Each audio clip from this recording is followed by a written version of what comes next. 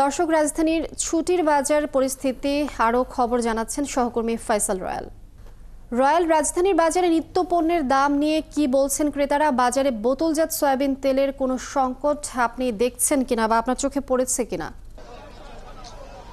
আজ শুক্রবারের বাজারে স্বাভাবিকভাবেই আমরা অন্যান্য সপ্তাহের অন্যান্য দিনের তুলনায় যেসব ভোগ্যপণ্য বা নিত্যপণ্য রয়েছে সেটির দাম আমরা বেশি দেখতে পাই। আজকের বাজারেও সেই একই গল্পের পুনরাবৃত্তি আমরা দেখতে পাচ্ছি। প্রতি সপ্তাহেই নতুন করে কোনো না কোনো পণ্যের দাম বাড়ে। এই সপ্তাহে এটি, অন্য সপ্তাহে আরেকটি, এই সপ্তাহে আমরা সেই বিষয়টির আসলে পুনরাবৃত্তি এখনো দেখতে পাচ্ছি। তো সেই হিসেবে আজ কিন্তু আপনি সবজির দাম অন্যান্য সময়ের তুলনায় কম দেখতে পাবেন। সময়ের সাথে সাথে সরবরাহ বাড়ছে, দামও সময়ের সাথে সাথে কমছে। কিন্তু একই সাথে আমরা কিন্তু দেখতে পাচ্ছি নতুন আলুর যে দামের পরিস্থিতি, সাধারণ ভোক্তারা ভেবেছিলেন আরেকটু দাম হয়তো কমবে, কারণ মৌসুম যাচ্ছে, নতুন আলু আসলে খাওয়ার যে মৌসুম এবং নতুন আলু নিয়ে মানুষের প্রচুর আগ্রহ রয়েছে। তারপরে আসলে নতুন আলুর যে দাম সেটি নিয়ে আসলে বাজারের ব্যাগেই সেই নতুন আলু কিনে নেওয়া আসলে সময় সাপেক্ষ এবং খুবই বিশেষ একটি ব্যাপার হয়ে দাঁড়িয়েছে। এছাড়া আমরা শসা, টমেটো এবং নতুন টমেটো বাজারে এসছে বা বেশ দাম রয়েছে। এটারও গত সপ্তাহের তুলনায় কিছুটা দাম কমলেও আসলে মূলত যে দামে বিক্রি হচ্ছে সেটি আসলে নিতান্তই একদমই কম নয়। সবজির বাজারে যথেষ্ট সবজি সরবরাহ রয়েছে। আমরা সবজির বিভিন্ন মানের দামও দেখতে পাচ্ছি, বিভিন্ন মান এবং দামও রয়েছে। কোথাও ফুলকপি আমরা 30 টাকা সর্বনিম্ন থেকে শুরু করে সর্বোচ্চ 70 টাকা পর্যন্ত বিক্রি হতে দেখছি, আকার এবং দাম ভেদে। অনেক সময় আমরা দেখতে পাচ্ছি কারণ বাজারে যে আকারে ফুলকপি 30 টাকায় বিক্রি হচ্ছে, ঠিক একই আকারে ফুলকপি কিন্তু আমরা এলাকার বাজারগুলোতে 40 থেকে 50 টাকায় বিক্রি হতে দেখছি।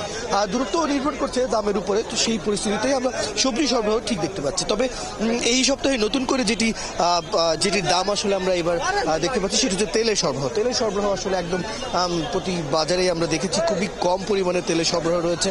অনেক তেলই আসলে বোতলজাত তেল পাওয়াও আসলে কঠিন হয়ে যাচ্ছে।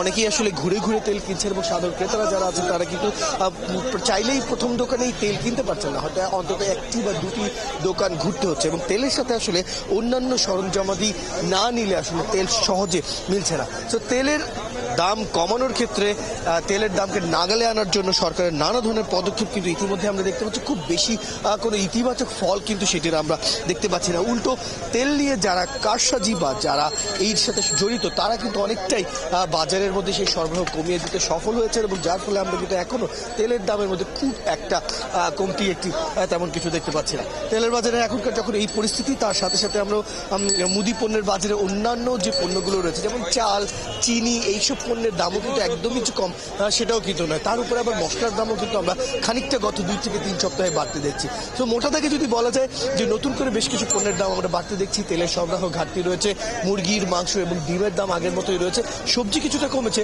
কিন্তু বাকি সব পণ্য নিয়ে এখনো অনেক অভিযোগ রয়ে গেছে এবং ক্রেতারা বলছে দাম নিয়ে আসলে আরেকটু যাচাই বাছাইয়ের দরকার রয়েছে। আসলে দেশের মৌসুম, দেশের উৎপাদনের পরেও আসলে এত কেন দাম হবে সেই বিষয়টি তারা জানতে চান। লিডিয়া।